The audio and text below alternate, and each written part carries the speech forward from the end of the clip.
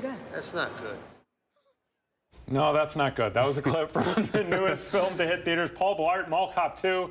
Is Blart the latest cinematic masterpiece to sit beside such films as Citizen Kane and Casablanca? Here to let us know, our resident movie critic, Will Loper. Good morning. Good morning, boy. Let me tell you, Emma cannot wait for the Paul Blart criterion. At least that's what I'd be saying if we lived in some dark parallel universe where this movie was any good.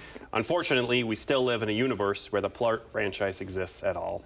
Now, Kevin James returns once again as the title character. He and his daughter are going to Las Vegas for a security officer convention, but some generic bad guys are stealing art from the same hotel at the convention. They really picked the worst weekend to pull off this heist. They kidnap Blart's daughter in the process, and you can guess who ends up saving the day. Now, there's nothing inherently terrible about this movie. It's simply content with being cliched and status quo, which is the worst sin of all. At least if it was truly awful, it would be memorable for that reason alone.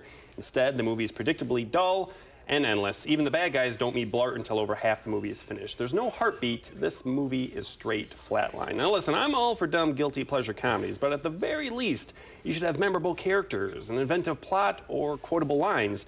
The most Blart 2 has to offer is Kevin James falling over. Sometimes he runs into something and falls over.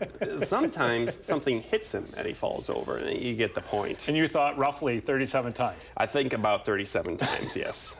Just falls over, repeats, copy, paste, done. So I'm curious to know what the ranking of this film might be. We need some kind of a segue to get to this. Oh, well, there we go. 0.6 segues out of 5. And in Will's words, only you can prevent a Blart trilogy from happening. Vote with your wallets. Don't go to the theater. Don't rent the digital copy. We don't need to settle for this bad. So this did come in second, though. It came in second, amazingly. So 24 million, less than the first one. To the second to the future Oscar winner, Fast and Furious 7, of course. Yes, of course. So I think it's going to be battling out Furious 7 and Paul Blart, who will get Best Picture. All right, what have we got coming up next week? Next week, The Age of Adeline with Blake Lively and Harrison Ford. Hopefully this will break my bad movie streak. You have had a series of bad ones, haven't you? It hasn't been pretty at the movie theater. All right, well, at least you got the nachos. I did. Yeah, so that's good. It's a small, bright right. spot. Thanks, Will. Appreciate it. So, Pat Gallagher.